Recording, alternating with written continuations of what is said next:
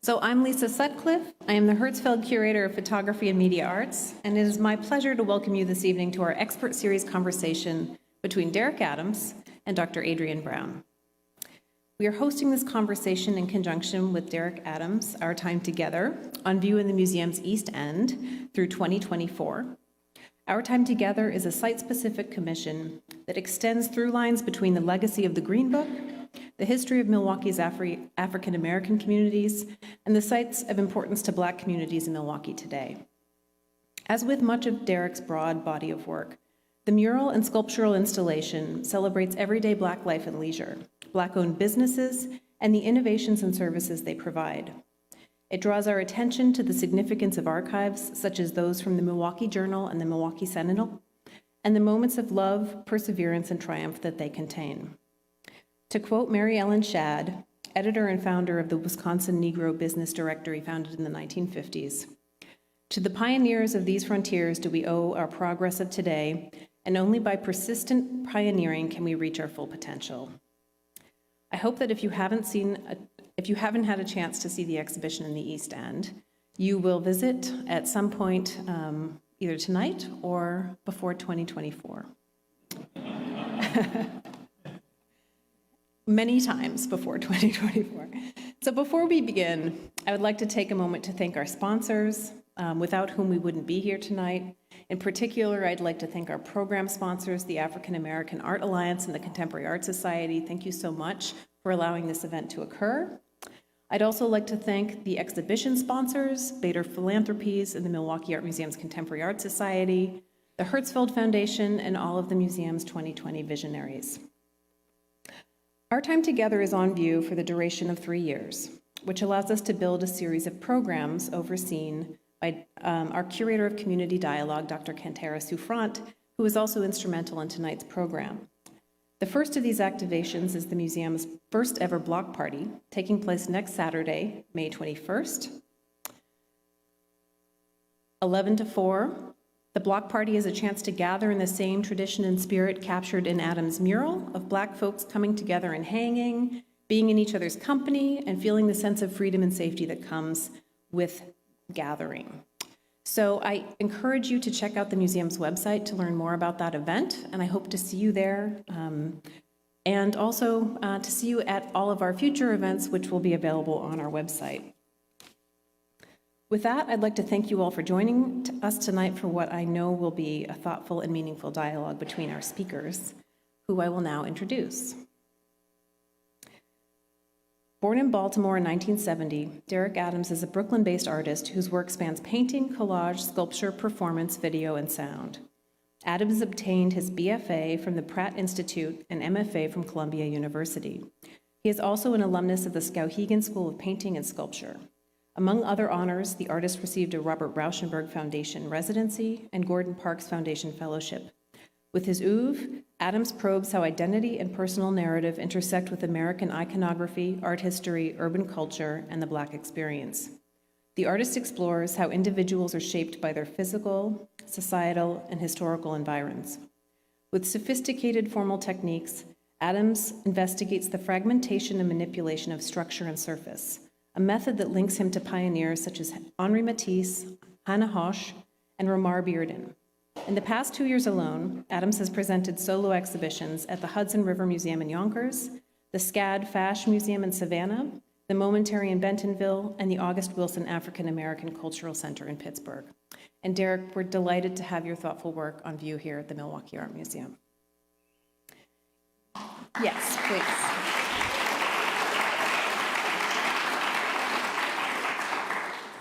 Adrienne Brown is Associate Professor of English at the University of Chicago, where she also serves as Director of Arts and Public Life, a neighborhood embedded platform for arts and culture in the South Side of Chicago.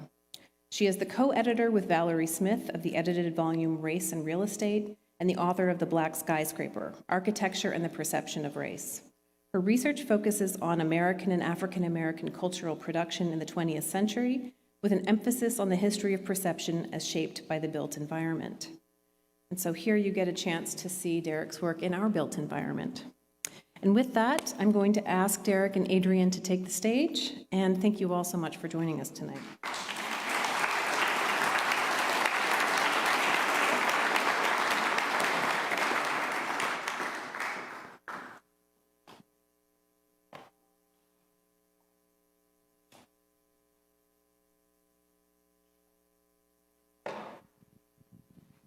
Okay. Hello, everybody. Good evening. Thank you, everyone, for being here. We've been in a real hiatus, a forced one. And we're happy to be here to talk more about the piece and just be in conversation. Yeah. Oh, your mic. Yeah. Oh, my turn on. Hello? Okay. Okay. Good. Okay. Here we go. Okay. So I have been engaging your work, and this work in particular, online and in the brochure. And so having a chance to see it in person, it's just a different experience, right? The scale and the size, and just you get to see these nuances. It's just been a real pleasure to finally see it. So I have a question for you, and maybe it will lead to a conversation between us about site specificity and how you think about site. When you are thinking about a piece that goes in a site, where do you start? How do you conceive of what counts as the site? In what ways do you kind of think about the site as a place for expanding your own artistic practice? And in what ways are you like, this is a continuity of how do I fold this into what my commitments already are as an artist? So just how you start to think about site in general, but also specifically for this piece. Well, what's really great about kind of hearing your accomplishments and your focus, I really think about space as it relates to the body in architecture. Architecture, for the most part, in the beginning of my practice, starting probably early 2010, I was really interested in the idea of Black figures and architecture and how people in urban spaces kind of dictate the way that things are built around them, you know. And I also think about it more so as site responsive than site specific in some ways, because it's becomes like, I like the idea of homework. And and creating something that's site responsive is about homework. It's about being sensitive to or being aware of usually when I do a piece like I did here or created here, I start with what I can do. Like when I'm invited to do something, I'm like, what can I not do here? Because someone told you what you can't do, or what you already are like, I can't do this. Well, limitations of like the space. It has to do with like, in the space, it was, at first it's really more about, it not even has to do with anything dealing with content. It has to do with the idea of the materiality of things. Like this piece is created that will be exposed to the sun. Yeah. This piece is a piece that can be seen from outside. So it has to do with the idea of vividness and legibility and thinking about the idea of exposure, like what would withstand the test of time if it's exposed to the elements. So that was like the most basic things that I started with as an artist in thinking about all of the things that I cannot do. And then after understanding that through a conversation with the curator, I became more optimistic about what I can do. And then what I can do started from just being connected with the community, because I didn't want to start with an idea without having conversations with people. And it kind of goes back to one of my friends who was a historian who used to tell me, because we would hang out and I would be so excited when he was talking that I would cut him off and in the middle, and he would say to me, don't spend your time listening to what I'm going to say, telling me what you're going to do before I'm finished. And so I was interested in trying to engage as a listener, as a student, with the history of the city. And that was one of the main things. Like, I didn't know what I was going to do. Yeah. I had no idea. But I knew that I was excited about the task of doing something. So I responded to the space based on what I thought was possible with the restrictions of the space and the possibilities of the engagement of the audience inside the museum as well as outside the museum. Because I'm also a friend of people who don't go to museums. I'm a friend of both. I'm a friend of people who don't go to museums at all, because I didn't go to a museum in Baltimore. I went to museums when I was in elementary school at the Walters Art Gallery in Baltimore, because that was a school trip.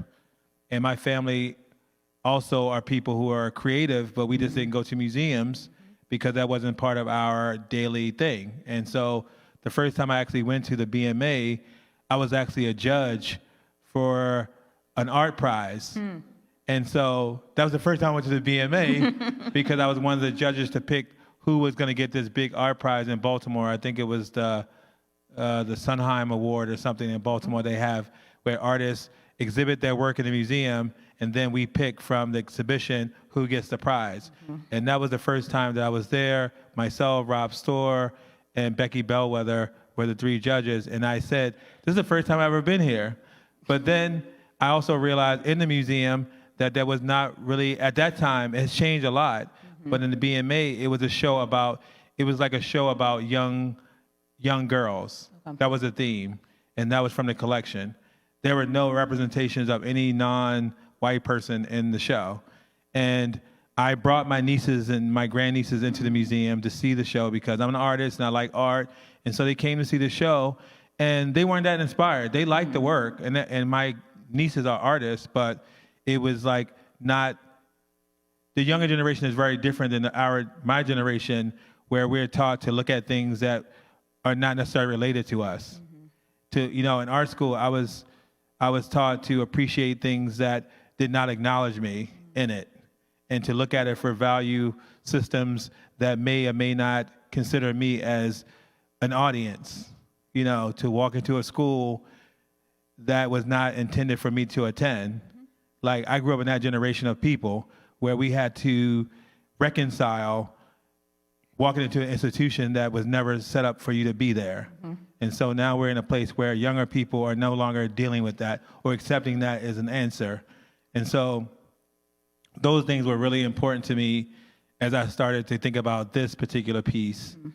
And I started to venture out into Milwaukee, meeting people, creative people in the city who actually guided me through the process that became our time together here in the museum. And I wanted to call it something, I wanted to title the piece a literal title of actually my experience. And that's why it's called Our Time Together, because it was my time with the people I met together here. And that was what informed the piece. That's so interesting, and that really leads into a question that I have about the relationship between space and time in the work. That it's a portal, it's a spatial portal, and it's also a portal in time. And the way that you think about and use the archive and ask us to think about and recover representations and care for and activate historical documents, photographs, while also reminding us that there are Black spaces that are operating right now, all the time. Yes. And I just love the way that your work is able to kind of transport us to different sites in Milwaukee, but also back in time. So I wonder if you could talk a little bit about how you think about space and time, and I love when seeing the work that, that there's also a kind of spatial dimension to time in the work, right? You have the kind of archival work at the top, the photographs and the green book in the background, and then you have where your viewers are, if you're standing in front of the mural, more, what seems to me like more contemporary renderings of people in space. And so I just was very interested in the way you kind of created that relationship in the mural itself, and how much you've already described the ways that the mural is trying to think about time and space together. Well, Black Americans have a very interesting history. Our history is so fragmented that a material or an application like collage fits very much with our experience, because we have to actually puzzle things together to create a reality that will sustain us in the way that we live, because we received Ancestry.com. Right? A lot of black people had no idea where their family originated from, or unless we have the gatekeepers of our family who researched, like every family has that one aunt or uncle who spends their time after retiring from their job researching family members and finding their roots. But until then, black people have always tried to piecing together certain histories to create some level of legitimacy for why they exist in the world and where they came from. And that's something that is based on the way that a mechanism that we've created to sustain ourselves. So collage is a very adequate material for us because of the fragmentation of our history here and a fantastical history that we have. And I also think that the idea of Americanism is something that black people are not against. We believe in Americanism. Like, if you can look at the works in the mural, Our Time Together, there's many images of the flag throughout the mural that kind of reflects to this idea of being proud of being part of a structure that we actually help to structure in the world. And also even the grievances that we've had are based on what the standard of what being American is. So our conflict is also part of something that is also ordained by the Constitution of the country. So we're actually not doing anything against what the country says we're supposed to protest. The country says we're supposed to be this kind of force when you see democracy going a particular way. So the work was not necessarily actually anti-American in the way that I was thinking. I was thinking very much about how do black people view Americanism and how it's reflected in this work here, and how we as a community, regardless of myself being from Baltimore or from Milwaukee, we believe in what the possibilities of being here and working hard and being part of a community result in. And unity is something that is very familiar to me, regardless of even what is projected into the world, that we're not united. And we are, but we also have distractions are within our community that actually hinder us from growth. So the mural itself was more of a testament of those things. And even in one of the photographic images added in the mural is a photograph of a woman receiving the first bank loan, like in 1968, I believe. And that's something that happened very few times here in Milwaukee, as I've heard from other black people here in my time here, that even having a business and having a building that you own, you cannot even get a mortgage, even in 2022. So the idea of the challenge of being black is not just about the past, it's about the future, it's about now. So what I wanted to convey in the piece is this idea that regardless of all those obstacles that are put in front of us, we're still here. That's right. And we're not going nowhere. And if anything, it's making us stronger. Yes. And that is the intimidation that is felt by the persistence of the Americanism that we're using. We're using what is American in our pursuit of equality. And that's what the work is really trying to echo over and over again through the collection of images, the way that the environments that I drew talk about community. The images I selected from the Sentinel and the Journal are images. There were plenty of images in the archive, but the images that I picked are images that I felt personally attached to, that related to my community in Baltimore and the people in my family, but also images that I felt mirrored the sentiment of the people here in this city. Yeah, and I think, one of the ways I've been thinking about this mural, and I think it just echoes what you said, is making a way out of no way, right? The way that restriction and constriction also produces creativity and innovation, right? I'm just thinking about the ways that you use the Green Book, right? And for those of you who don't know, the Green Book was a manual that was created to help Black travelers know where they could and couldn't go for their own safety if they were driving through different states across the U.S., right? And the way that you use the Green Book because the Green Book was created out of a bad situation, right? That the need for safe havens suggests that there are places where you will be unsafe.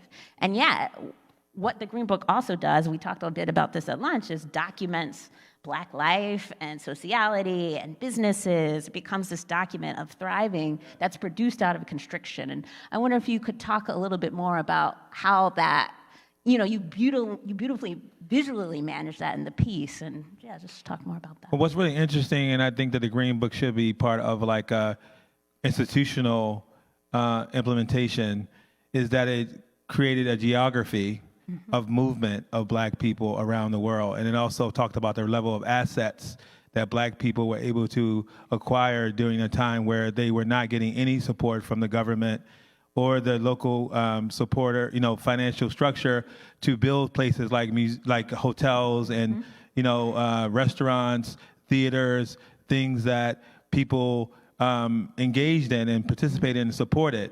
A lot of these things, everything that's listed in the Green Book, and that's hundreds of places, were self-funded. In America, where other people were getting loans for things like this, Black people were putting money together in their community. Some people in the Green Book who were doctors and lawyers had to actually create hotels off of their own money from being doctors and lawyers, so Black people who wanted to come in town to patronize businesses in these towns had a place to go because they couldn't go anywhere. And some of these people had money. It wasn't like the Black people were poor. Black people had money back in these days, and they couldn't even spend it in the places that because they weren't accepted in these places. So Mr. Green and his wife Alma Green, who is one of the people who really organized the Green Book and really wrote a lot of the material and organized it, realized that you're talking about after the Second War. So soldiers are coming home. America is putting ads about traveling around America. Get your trailer, take your family to the picnic, go to the amusement park, go to the pool. Black people did not have that type of freedom. The ads were not necessarily geared towards Black people. But Black people had income, they had businesses, but it was a limitation for safety. It was a safety issue. And so Mr. Green and his wife figured out a way to and this is something that Black people have been doing. We've learned how to go under things, over things, around things, and the Green Book was that. It was an avenue how to go around things that we cannot necessarily change at the time because there were forces working outside of the community to prioritize who they wanted to be the American that they wanted to promote. And as Black people, we realized America is a new country. When you think about the white people and the Black people kind of came here at the same time. So it wasn't like the white people were here for a long period of time and then they came here and they realized how much work had to be done and they didn't want to do it and they had to figure out who was going to do it. And they knew that they wouldn't be able to make a profit if they actually did it themselves because it would take too long. And they were coming from a place where hierarchy was part of the norm, to have this idea of royalty and then people under them. And they were starting from scratch. And they were unfamiliar with the territory that they had not even discovered, but they had came across. So they had to realize that the people that they thought were there could not do the work that they needed to do. So they need to find some group of people who can actually persevere through the challenges of also these two groups of people, Black and white, were very unfamiliar with the territory. So Black people, the reason why we have such a tumultuous relationship with the country is because through this idea of connective memory, we feel ownership in the same way that people who brought us here feel about being here. And that is the tension of being here. And Black people do not feel inferior, even though images are making us feel inferior. We never felt that way. So that's what we had to deal with. And so my work in general is really tapping into that part of Black culture, the culture that does not feel like a other, the culture who feels primary and not secondary. So that's the challenge even with even experiencing my work, because it's not comparing Blackness to whiteness. It's just a world of Blackness because Blackness is centered, the way that other races center themselves in the work. So that's the challenge of looking at my work and understanding I'm not comparing my work to whiteness, because whiteness is whiteness and Blackness is Blackness, and it's okay to be different from each other. We all have something to offer, but understand the value of Blackness as it relates to the economy of the country and the growth of the country. Because even though the Green Book was focused on Black culture, the money eventually trickled up into the profit of the country. So it's not like Black people were taking money and putting it in Black neighborhoods and it never trickled up to the banks. It trickled up to the banks, but it didn't trickle back down to Black people. And so the work was really about that. And my interest in this installation, Our Time Together, is really mirroring out to the people in Milwaukee, the Black people, is that I see you and I realize your contribution.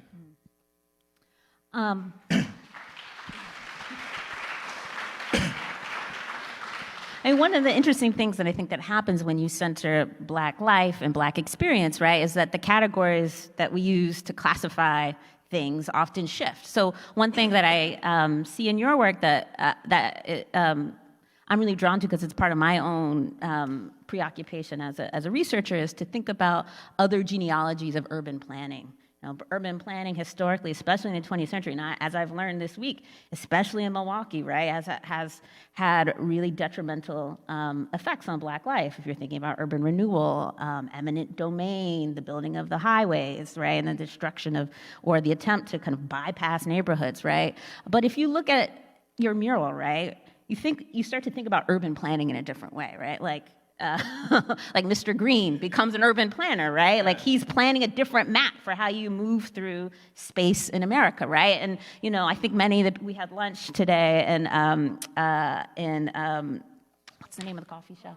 Coffee Makes You Black. Thank you very much. And just listening to the story of that space, right? It's urban planning that's happening there too, right? And so I wonder if you could talk a little bit about what that term means for you, the way that, what you've learned about the kind of counter-urban planning that has always happened in Milwaukee and is always happening in Black space everywhere.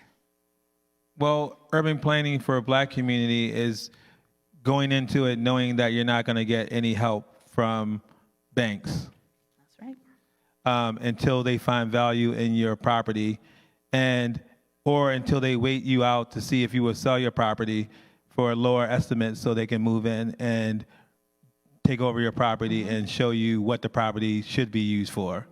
So for Black people, that's the reality of understanding the value of your neighborhood, that it will not be valued until you leave, but you as a community understand value on a different level. And it's not really about the monetary, because most Black people go in it knowing that if you buy a house in a Black neighborhood, you probably won't get a big return if you sell your property.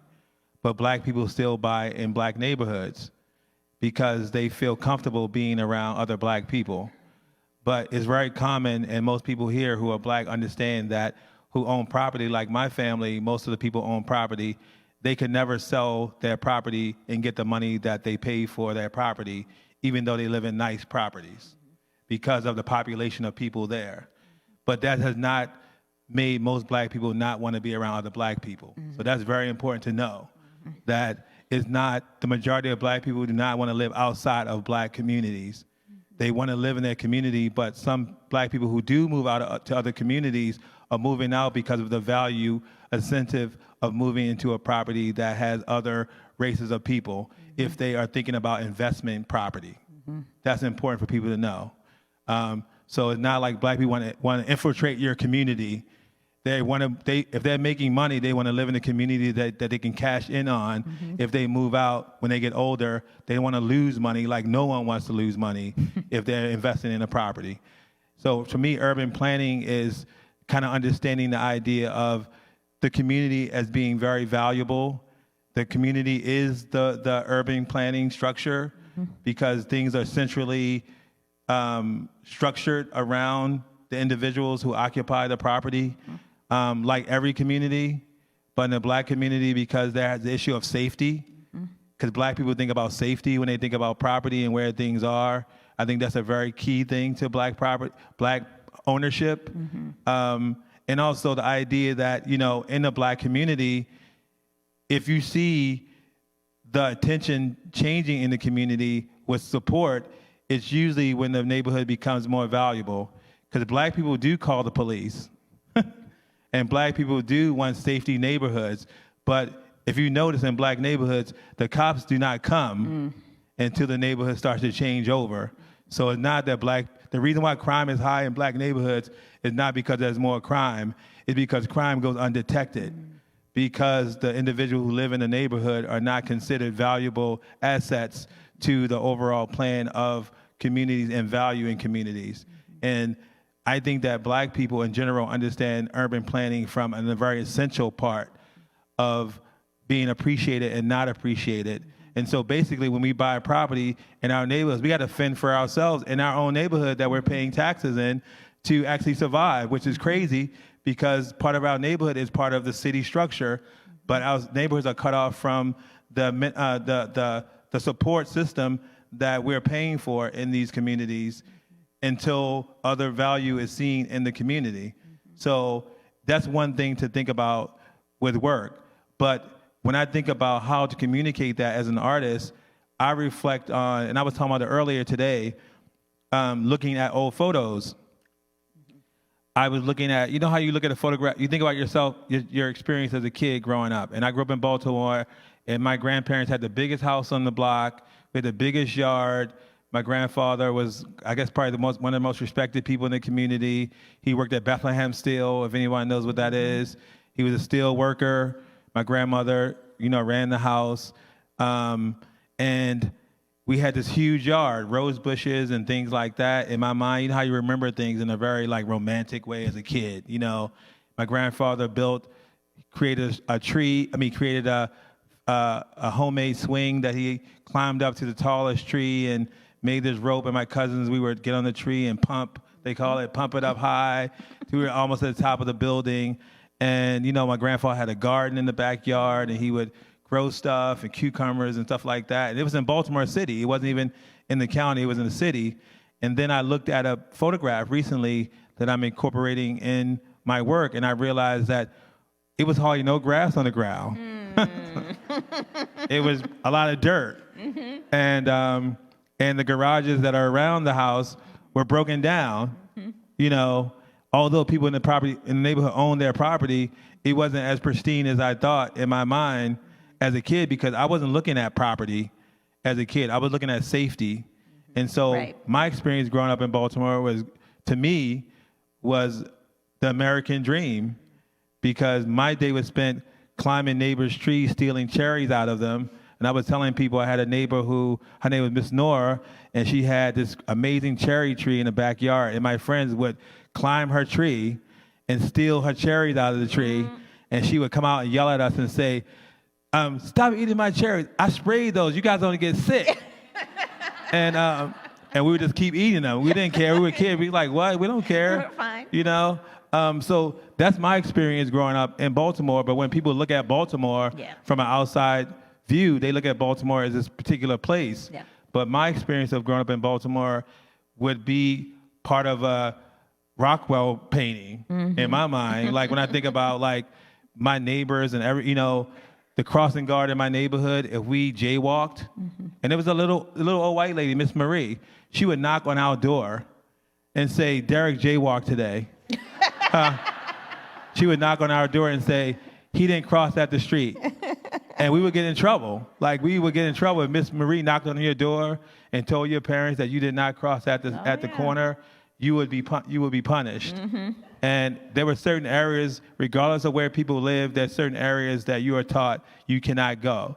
So don't think that people who live in poor neighborhoods have no restrictions on their kids and where their kids can go, because poor parents care too. about their kids. And I didn't grow up poor, but I had friends who were poor, and their mother cared what they did. They cared about where they were at dinner time and during the daytime. People checked on people. And that was my experience growing up in Baltimore. And to me, that's something that I want to echo out more in my work than anything else.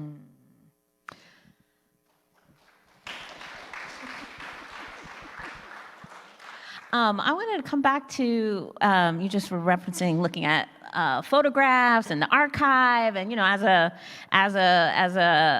someone who is a researcher and not a visual artist, right? I have a certain, when I'm going to the archive, I'm going to do a certain thing. Does it fit? Can I reproduce this? Can I afford it? Who's got the rights? Does it fit my argument? And I was just wondering about the ways that you approach the archive. You already talked a little bit about feeling something, right? That feel is important, right? But I'm sure how things look and the way that things are staged and the visual aspects of archives matter to you too, especially, obviously then you have to place them in a specific way. So I just wondered if you could talk about how you approach archival material as a visual artist and as a theorist of, the history of Black life. Well, in New York, we have the Schomburg, which is the Center for African American History, and that is like one of my go-to places. And the community around it and the people who work there are also my peers, and we are in conversation about just accessing the archive. And I visit it from time to time when I'm making work, but I always feel like to be a really good artist is like being a really good cook. Like, people should not know the ingredients in your food, but they should taste it and know that it's good. And sometimes being a good artist is accessing all of this really important information that may not necessarily be visual, but it might be important source material to put in the mix. And it should be felt through the presentation of the idea, even if people cannot put their finger on what they're feeling or where the source is coming from. The intention of the artist should be something that is clear and consistent, and it doesn't have to be literal. It could be existential. It could be a way of presenting ideas. Like, I look at photographs sometimes, but I can make a sculpture from a photograph. And the thing about a sculpture that would draw me the thing about a photograph that would draw me to make a sculpture is the emotion I felt looking at the photo through the representation of the subject. And I try to communicate that feeling with a sculpture, even though I'm looking at a photograph. So when people look at the sculpture, they can get the sensibility of what was in the photo. If it's an embrace, I want to make a sculpture that kind of captures that embrace without people necessarily knowing I was looking at a photograph for that. And I think this piece was my attempt of trying to do the same thing. And it could not have been done without communicating with the people, the community, and the spaces I went to, just as an observer and as a listener and as a student, to make the piece. I wanted to ask you, I think this just winds through everything you said, right? That part of what you're describing, and when you describe the way you grew up, the way you observe and see space, is that space making is art making, right? That there's an art to gathering people, to curating a space wherever it is, right? And I think in the three spaces that you depicted here, right, that they're all spaces where there is an art to community making and place making. And I think there's a way that, I think in the last, correct me if you think this is wrong, but, I think there are more visual artists who are claiming and thinking about space making as an arts practice, right? And naming it as that. And I think that also allows, people who aren't artists to also be thinking about space making as art making, right? As gathering as an artistic practice. And I just wonder if you might think of, if that's something that's been on your mind. I mean, it's clearly on your mind in your art, and I know you're opening this new space in Baltimore, right? Just how you think about the connection between art making and space making. Well, I always laugh because when I talk to people about going to art school and they tell me about tuition, and I say to them, if you're going to be an artist, you shouldn't even look at the tuition. That's the most ridiculous thing to look at if you're going to go to school for art, how much it's going to cost, because you shouldn't be going to school for art. If the financial structure, I've never paid attention to those things, not because I didn't have to get loans or anything like that, but I realized that if you're going to be an artist, the practicality of that should not be in your vernacular of what you want to do. The idea of being an artist is to walk into absurd environments and to not look at things in a way that's contained and to understand, there are people who are buying cars that are depreciating. You should be investing in yourself. So if you're going to buy a car, you should be able to buy, go to school and think about art and what you were going to do with that experience. And I think in my peer group, when I think about artists like Titus Kaffar, who's a good friend, or Theasta, who I know, or other artists who are doing community things with their money, they're positioning themselves to open up for other creative people in these inner cities. That's pretty much the way that Black people who grew up in church do. Yep. So I think most of the people that are doing that are people who just grew up in church. Because if other people aren't eating, you shouldn't be eating. And that's what I kind of grew up with growing up in church, singing on the choir, being, even, the idea of even liking someone was not even part of my experience growing up. It was really more about the idea of need and sharing.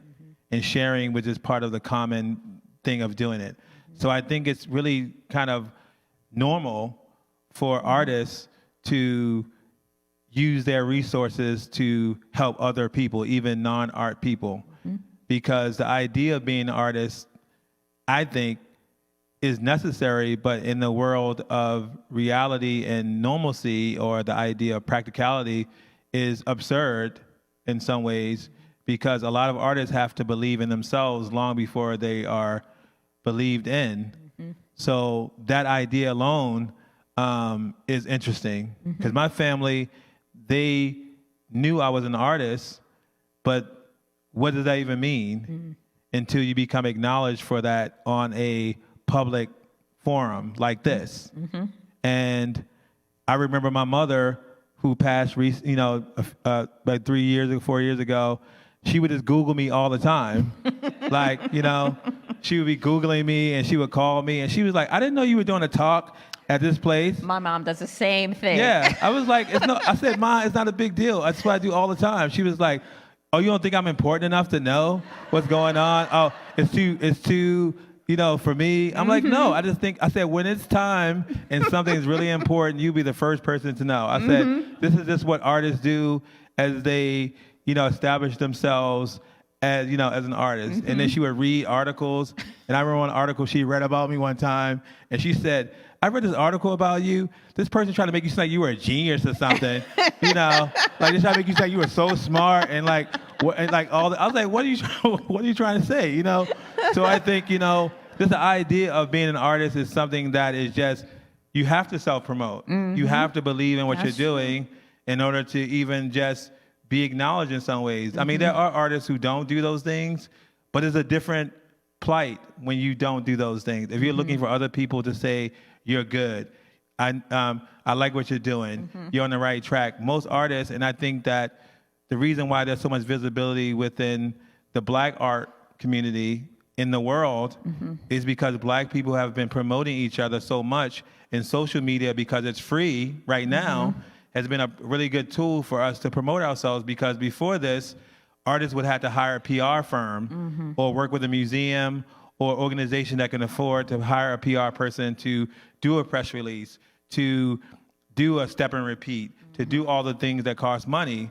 Now artists are able to post their work online so people can see it all, exploring through the social media world and get connection with institutions and galleries in a way that didn't exist before. And that is the reason why people think that Black artists have more support, is because the visibility is more prominent, because we, again, are unified and we're supporting each other in a way that people are thinking that things are better for us because of what we're doing. But when you look at the institution overall, and the percentage of art in museums is still very, very small. It's probably like 3% or 4% out of the collection that are Black artists, male and female. So it's not like there's a big surge of like black art and black artists in museum collections. We're being more visible in museums because we're being put into museums. And when we have shows, yes, we bring a lot of black people because they're so excited to see other black people in museums.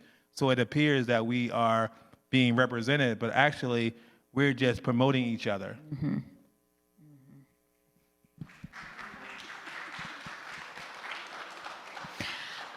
Your answer to this, I mean, I'm just thinking about when you said, you know, the chef may not want to give up his recipe, but one of the things that is so striking about the piece when you see it is that it's so dynamic, there's so much going on, and yet you never feel overwhelmed.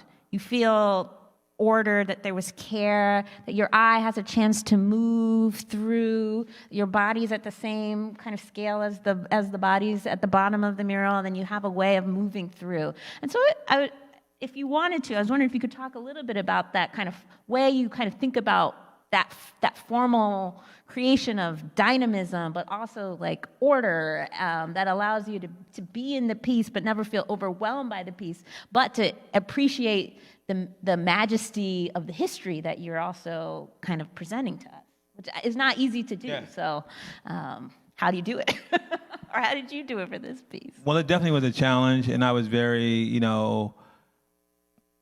hypersensitive to not being from Milwaukee and being tasked with making a piece that reflected my experience or research surrounding the community and the history of black people in Milwaukee. So, but I was also excited. But also, when you think about the political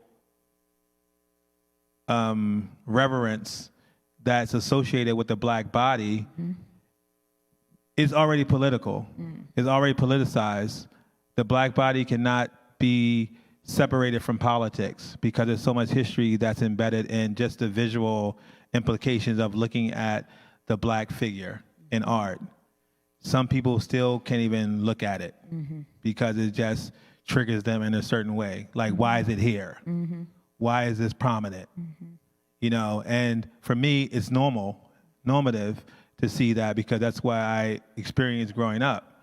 So looking at this work and creating this work, I was strictly thinking about what I think people would want to see if I made a work that was about compliment, because I believe in compliment. I actually do not, I'm really very protective of the representation of the black figure in the way that it's presented. I actually don't like when it's too distorted, personally, but that's my personal opinion. I think that there's certain things about the black figure that needs to be protected in a way and presented in a way that will leave the black viewer feeling empowered and not displayed. And that's what I think about, the idea of a display. And so I try to think about things that, again, go back to the way that I was raised or whatever, and I think I was mentioning it earlier, it's like the idea of even taking a photograph. Like in my family, you can't just take a photograph of, I have a large amount of women in my family, predominantly. My mom had 10 siblings, 8 of them were women. You can't just you can't just whip out a camera in my family and think you're gonna take a photograph of someone in my family. That's not happening. The women will be like, what are you doing? And let me see what you took before you put the camera back in your pocket, because you're not gonna have me looking out with my mouth open, chewing, looking shiny or whatever, and post it on social media, So I think about that, you know what I'm saying? I grew up going to church where the women in my family, who are strong representatives of my family, would send each other out on missions looking for tights to go with their dress for Easter or for, Palm Sunday or whatever. And I grew up in that type of family where, if a person wanted a pair of blue tights that go with their blue dress, they would bring it to church prior to the day they needed it and say, this is my dress, so you guys can get a visual of what this is. If you're out at the mall and you see some tights this color, please get them for me, because the tights I saw is not the shade of blue I'm looking for. And I want, so I grew up in that type of environment, so I'm very conscious of just the idea of perfection in the way that I experienced this idea of it with my family. So as an artist, I've inherited that burden of looking at things not just for myself, but thinking about who is going to engage with it. And in my mind, I'm automatically thinking about black people because I grew up in a city that's primarily black, occupied. And so my encounter, other than being in college or working at the job my mother worked for, an accounting office, my world was black, and from various levels of financial structure. So when I think about representation, especially with this work, I've been thinking about the same thing. I don't know these people, but I know these people. I don't know them personally, but I know their mannerisms. I know their representation of pride and self-importance and achievement just from the images first. And then I started to read on the back of all the photographs, there was like a little notation of where these images came from and what was the subject surrounding the people in the photos. And the newspaper that featured these stories had some dates and times and names of the individuals. So I was informed by the source, but I looked at them solely first from the impression that they left on me. And I thought about it as like a family photo album when I first started looking. So there were images that were not necessarily as flattering or not as uplifting that were part of the story in this newspaper, but I didn't think black people need to see that. I just didn't think so. I think those images are way more impactful in my pursuit of representing the story than what I selected. And I think what I selected obviously resonated within the community in a way that we're here today and we are enjoying the mural, because that was an important part of my pursuit of making the work, and also incorporating the spaces, because in the mural, the spaces that are the backdrop for the collages are actually renderings of the actual spaces I went to. So this is Wisconsin African American Historical Society. This is the interior. The space has like these glazed beige brick walls, floor to ceiling, and this furniture is actually a copy of the actual chairs that occupy the space. So these chairs are not like from my imagination. These are actually architectural renderings of the place. So, and as well as G's Clippers, these were more related to the interior of the space and thinking about that as the foundation of the mural, and then adding images. This is Coffee Makes You Black. This is the color scheme. These are the chairs. These are the architectural structure of the windows. So a lot of the things that I used were not just from my imagination. They were directly related to the scale and the framing of the spaces that I included photographic images in. And then I also created this activation of the space by including these collage figures seated throughout and engaging with each other, because again, that was something that I also experienced going there. So the spaces I went to actually had people there, and they were engaged with each other. And so as a witness, I absorbed that information and I incorporated it in the work, because I thought that's what I took away from my experience. So there's some imagination when you think about my artistic imprint, because it's definitely the style of work that I've made and how I communicate my ideas, but the origin of the work and the placement of the space and the one-to-one ratio of how I created the work was really based on my interest in connecting with the audience from in the museum who encounter the space, and having the space piece put where it is was to me a really direct relationship to communion in the space. And communion is something that has been part of like just my overall, I use it a lot in talking about art because communion was I think in Black culture, communion is not about drinking wine. It could be, but it's not just about drinking wine. It's about the idea of like seeing your family members, seeing your cousins, seeing your neighbors hanging out. You know, as a kid, you know, that communion was, you know, I guess when kids get older, having a little bit of the wine or the grape juice or whatever was like an adult thing. But the idea that you're going to see your cousins at church and your family members at church you haven't seen all week because everyone's been living on the other side of the town. To me, that's what I think about with this work. It was like a communion because I was bringing all of these histories and time frames together as one thing. Okay, well, I think, clap, please. I think we're going to open it up to questions from you all. So, yeah.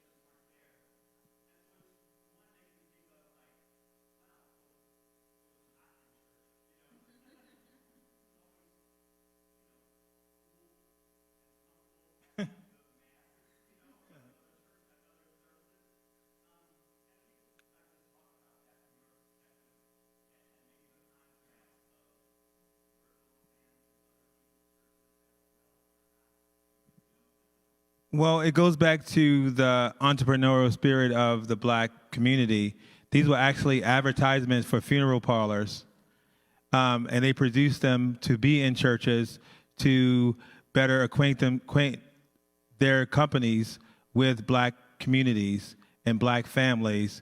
And on the back of a lot of these fans, there's a stamp from the funeral parlor that produced these fans. So it was an expense that most funeral homes pay for and place them in churches as a way of inserting their business. It's like a business card. And so that's why most of the fans were in the Black church, because a lot of the Black funeral homes who were associated with the church had to think about how to put my funeral home out there. So in the event that someone passes, they'll look at the thing and say, oh, this is.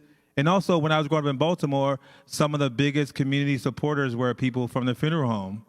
You know, every year in Baltimore I grew up, they would close the whole block down and have a block party, and Mr. Law Funeral Home was the biggest funder of the block party. Like, you know, we had a DJ, we had, you know, it was crazy. It was like Mr. Law would put on this big party in our community, and even my uncles and my uncle's friends worked at the funeral parlor when they were teenagers for a summer job. And I remember my uncles and his friends laughing at, you know, their experience at working in the funeral home as young Black guys, you know, which to them, they thought it was prestigious because they wore a suit, they drove the hearse, you know, they played music, You know, they drove the hearse even when they didn't have a body in it. The idea, I mean, I could write so many different short stories on just my childhood, just based on just listening to my uncles, thinking about my family, working. But I remember my uncle actually talking to his friends and kind of bragging about how they wore suits to work at 16 and how they drove the hearse and how they had responsibility for that, you know, that other young people did not have, because this funeral home was such a big benefactor in the community. But the ceiling fans are part of that extension of the funeral home. And yes, it's because most places in the southern regions of America did not have air conditioning or fans, so it started out with that. But white communities also had the ceiling fan, the church fans, which were part of, you know, the white establishments that had funeral parlors. But if you go on like eBay or places like that, even now, you will see, if you look on the back of the fan, it will say probably funeral home of this person or that, you know, that company. And that's how they kind of got into these kind of, it's a Southern Baptist thing. You know, it's like a very Southern Baptist object, you know, and that's why you don't see them in a Catholic church, because the Catholic church may have a fan or some type of air conditioning, and black Southern churches and white Southern churches did not have those in the beginning, and that's why the ceiling fans are there. Yes. I'm going to repeat the question just so everyone can hear it. She asked if if you found fans in Milwaukee. I didn't find fans in Milwaukee. I was looking for some, secondhand or vintage, but I did not have the opportunity in the way I wanted to as I was working on the mural. Because of COVID, a lot of things really altered my access to a lot of community things, because I came here once thinking I was going to come back again. I came here twice. Second time I thought I was going to keep coming back until I made the work, but then everything shut down. And so I wasn't able to even revisit some of the places that I was introduced to when I first came and spoke with people here.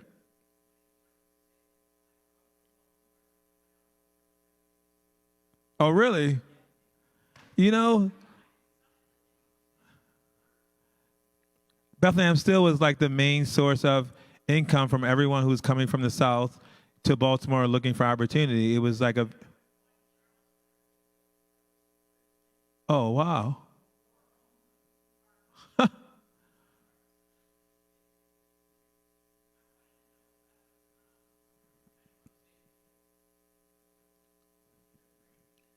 Questions about the mosaic heads Yeah. in the frames. So these, I started making this type of work in 2010 when I went to Berlin. It was the first time. I was there visiting one of my friends, the artist Robin Rose, some people might know. And I went there just to kind of work and visit, and I was standing in this place, and I had like limitations of what I could make when I was there, but I was also really interested in like architecture. And I was thinking about the relationship to the figure, the body, and architecture. So I started using like a ruler in the beginning to create the head. And then as I kept, these were kind of like the beginning like blueprints of what is common for my work now. I started doing these small drawings on like 11 by 14 paper because I was traveling and I was working on, but then I started incorporating materials in these like little segments that were these faux textures like stone and wood and brick, because I was trying to make this relationship to how we're built, or the idea of being built. And so it started off like that. And by creating these segments, I was able to collage elements into the heads to make this impression of a monumental structure, or a monumental figure. And then it kind of went from that to actually fusing the figure with architectural structures. So the head started to be components of buildings and facets of structures, but these were like the beginning. So I was looking at architecture, and I was looking at African sculpture, and some of the African architecture, and trying to figure out and negotiate how to create something unique, but also acknowledging of what was before me. And that's why the fastest kind of came, thinking about how to segment the face, how to create spaces to build on certain areas of the face to create a solid form without necessarily filling in the form completely. Thank you. Yes.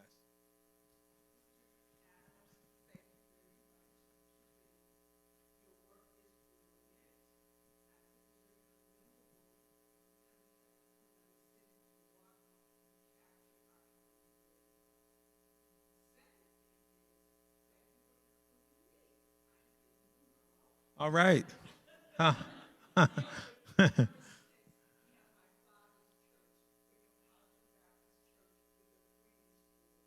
Yes. Yes, I had a conversation today with some about the Freedom School. Yes. Yes. Thank you. That's a very important history. Freedom School. You guys should Google that. That's a very important part of American history, where the citizens of many different cities decided to think about the Freedom School and to educate their kids about Black culture outside of what was being excluded at a time where education about Black history was very crucial. And I think it's amazing to kind of research that, the Freedom School. Yes.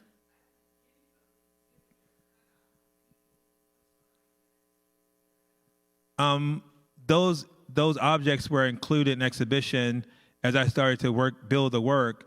And before I even started to make the mural, I collect vintage paper dolls. And that's something that I think of as how to make that sculptural. Also, I'm really interested in this idea of identity, cultural representation, and commerce, and how they play a part in like establishing self-worth, embodying this idea of projecting yourself out. And so I was really fascinated with, I'm always fascinated with a particular era of America. And that's in like the 60s. I was born in the 70s, but that time between the late 60s and 70s have always been interesting to me, because my experience has always been about how I think of my experience growing up in Baltimore is such a parallel to what people think is American overall. And when I saw those cutout paper dolls, I know for a fact that's what Black people at the time thought. That's how you're supposed to look. No wrinkles, tight, you go out the house, that's how you, and that wasn't just Black people, everyone thought that. But those images represented that aesthetic to me.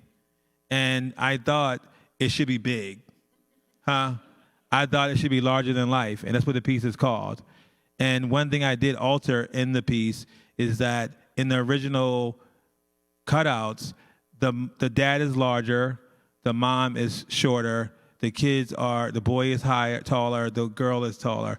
I decided to make them all the same height because I didn't want to create any hierarchy within this idea of this kind of normative way of thinking about representation. So I did some alterations with what I thought should be presented, because I didn't want, as authorship to the work, I didn't want to convey a sense of importance based on traditional ideas of who's more important based on scale. So I made the father, the mother, the kids all the same height, because that also happens in families. And I wanted to talk about that and put that into the work. And I wanted them to be large. I knew that they would be where they are, and I knew they would be seen from outside. So that was also a very calculated, intentional thing to do. Thank you. Yes.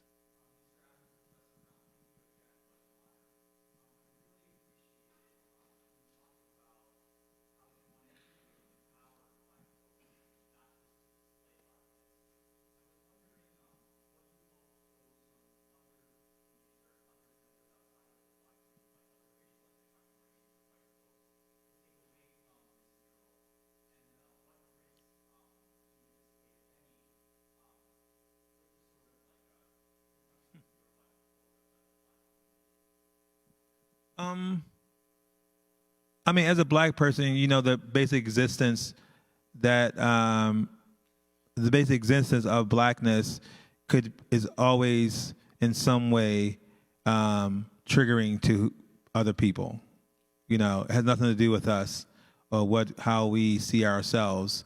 It's just based on the circumstances of the society that has brought us here and had no intention of us even being up here where we are right now, talking to you the way that we're talking to you now. So that's the reality that you have to understand as a black person. The things that we're doing now and the way that we're thriving in society was not intended for us to be.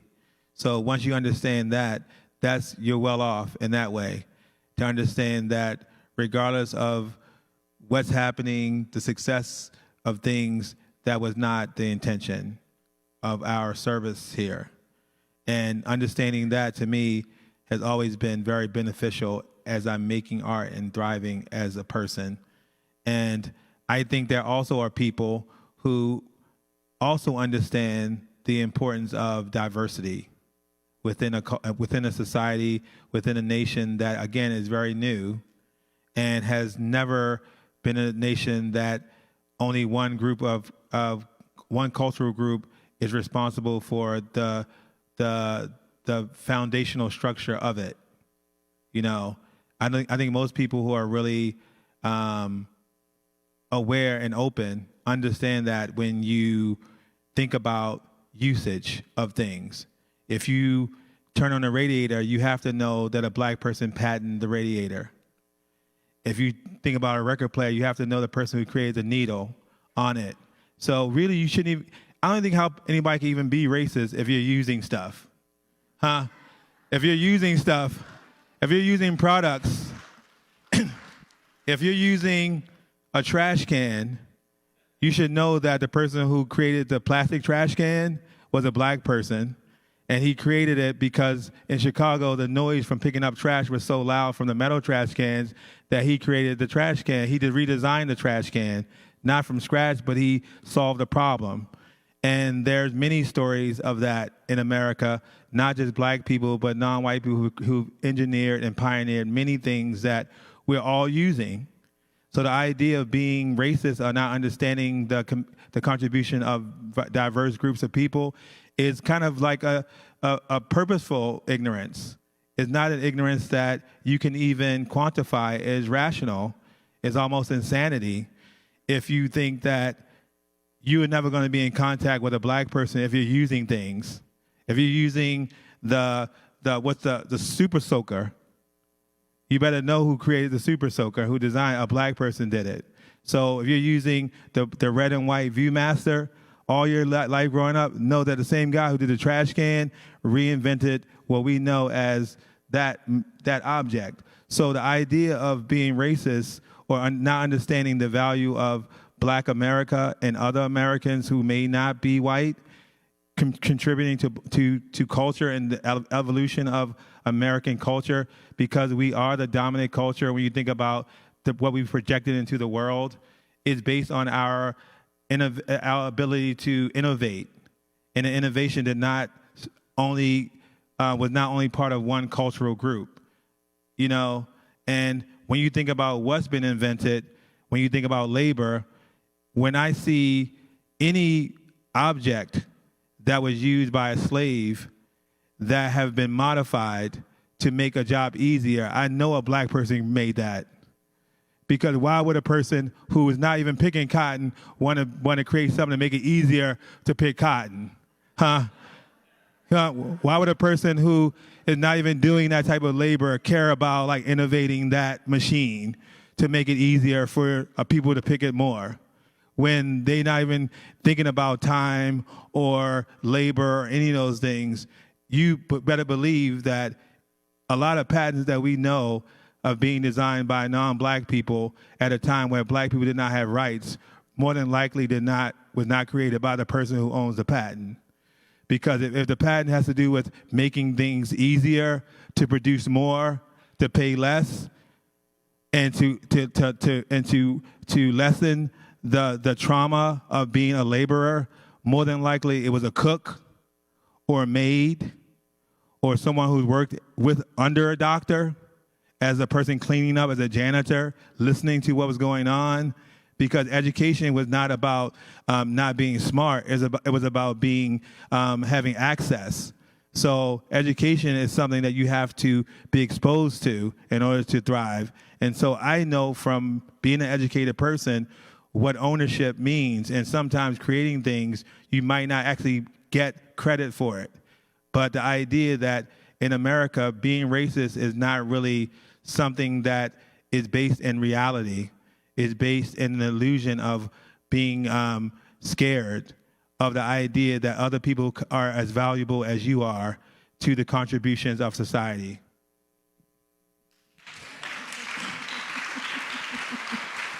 So we have time for one more question. Yeah. Oh. And then that was do two. Well, we're going to do two, and I'm going to repeat your questions too.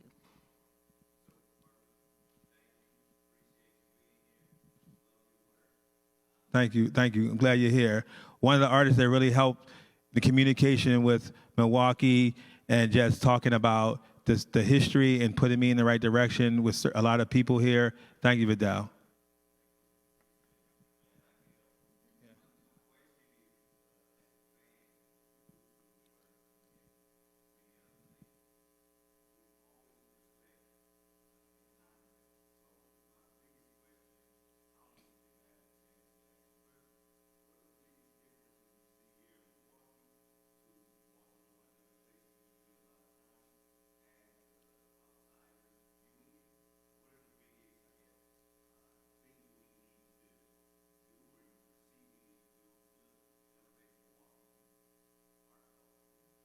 So the question is about the difference between Milwaukee and Baltimore and other spaces that Derrick has been in, and how to think about the Milwaukee art scene in that context.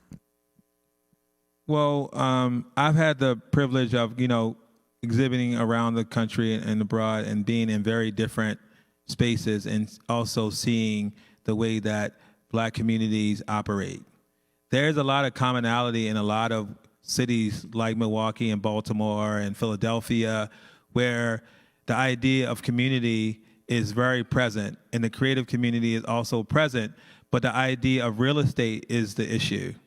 Real estate is the issue. There are neighborhoods in cities like Milwaukee and Baltimore where they have empty buildings in Black neighborhoods that are not occupied, where they should easily give those to the creative people in that community, because it would basically help to reduce crime in the community. Because I grew up in Baltimore where we had recreation centers, and those recreation centers were where we went when we left school. We did our homework there, we played sports there, we played checkers, we played chess, we had talent contests, we did things. We came home around dinner time. And our teachers who were, our coaches and teachers who worked after school to run these programs. And that's what these spaces, and that's what creative people are so good at. They're so good at bringing young people into a space of vulnerability to express themselves creatively. And there's so many places like Milwaukee and Baltimore and Philadelphia where in these communities, they have these big warehouses that are completely boarded up, that are not occupied. And so to see crime and drugs in a neighborhood where neighborhood is not being valued, the people who own the property don't even live in the city anymore. They're not getting penalized for having abandoned property where they let them just dilapidate and fall right down. And people still in the neighborhood who have jobs, who have ambition, are not given the opportunity to take over these spaces, to convert them into something, even temporarily, in order to grow. And I think that is the difference between every city, that their leadership understanding the importance of creativity in these neighborhoods as an outlet. And when public leaders from the lowest level to the highest level start speaking up about those types of things, creative people can only do so much. To be creative means that you don't have money, number one, most of the time, but you have ideas. And in order for those ideas to flourish, you need someone who's not creative to understand the value of creativity in these types of neighborhoods. And I know that it will change the community if these spaces are given to artists in places like this and in Baltimore where they will be useful. And the idea of promise will be more evident because people will see that people who are in the part of the higher level of these cities are investing in these neighborhoods in a level that will turn out the type of citizens that we think are the value citizens of the community. And that's the only thing that I notice traveling is that, yes, there's a lot of property that's here that's not being used. And people who own it live outside of the city. And they're not being penalized for letting their house. There's people in Baltimore alone, like in the property that I'm building for a residency and a database, there's houses next to other hardworking black people that's overgrown, where if you sneeze, they might collapse. And black people call the city to complain that these houses are next to their house, is boarded up, they're almost about to fall. People are not penalized. People who own these properties because they don't live in the city or whoever they are, the city is not telling them you have to get rid of this property or tear it down. And that's the problem. The problem is that we are living in a space where we are not part of the plan of development. We are the obstacle for the plan, but we don't think of ourselves as the obstacle. And that's where the issue lies, I think. And that's my personal opinion. Okay. Yes, Our last question. Go ahead.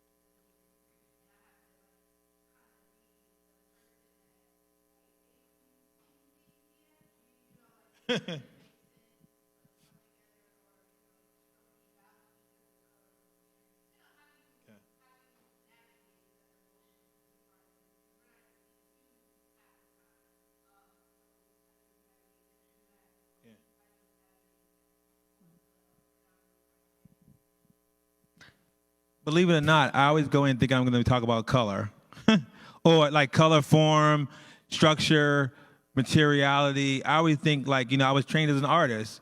So honestly, my day-to-day psyche and the thing that consumes me is like how I'm going to put things together. Art and making art is my primary focus. But again, as a black person, you're not really allowed to entertain the idea of formalism as your main thing.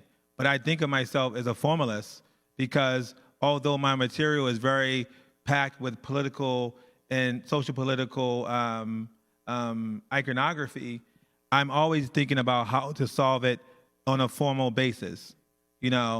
I look at artists like Ellsworth Kelly or Saul LeWitt and, even Alice Katz, and I look at the freedom they have to make work. And to me, I feel like that. I don't feel like I'm pushing against anything or I'm on the outside trying to get in. I don't feel any of that way. I'm reminded that I'm not in sometimes. I don't feel like that on a daily basis. And so as an artist, most of the time as a teacher, I don't really speak about the outside forces when I'm talking about my work or talking to students about their work. But again, you're reminded and you have to understand how to deal with it, And that's one of the reasons why I opened, and I'm opening a residency in Baltimore called the Last Resort Artist Retreat. And it's a space of healing and reset for black creatives from around the world and people who support that idea that we need a place of healing and reflection where we don't have to actually even make anything. We have to have a time where we can talk about family, family traditions, about business strategies, about meditation, about health, about financial investments and structure, and those things that I feel are kind of lacking if you didn't grow up in a family like that.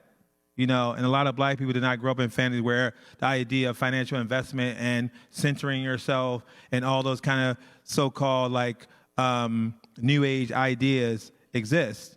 And so in my work one day, I was making these, my work, people always say that my work is positive and it was about leisure and all these different things. And I said, that was really also about me having the freedom to do that. But I also thought, you know what, I need to make a space like that, not just make work about it. What if I actually made a space where black artists, writers, culinary people, tech people, health practitioners, scientists, came together. And this idea kind of came from first, traveling, participating in Aspen Idea Festival, which was Aspen Institute, which is one of the places I love. And I realized the black community need an Aspen Idea. They need an Aspen Institute.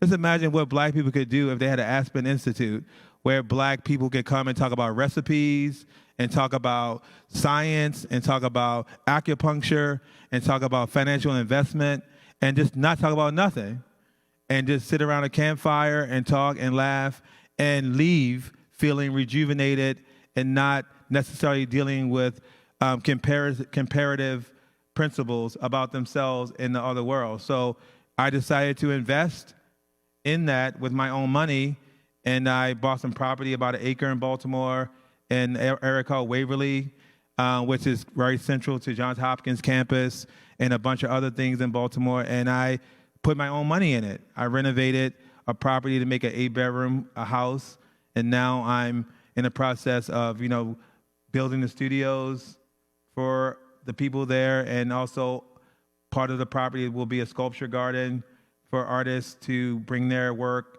and install it, open it up for the community. So those are things that I just thought, as an artist, the idea of action is important. And if you're going to talk about leisure or talk about this idea of normalcy, then sometimes you actually have to physically create a space that you can actually demonstrate what you're talking about instead of looking at it on a wall or looking at it in the gallery. Thank you. So I want to thank you both for such a rich conversation and for your time. And before we close, I want to ask that if anyone is in or has a family member in one of the photographs, if you might stand up.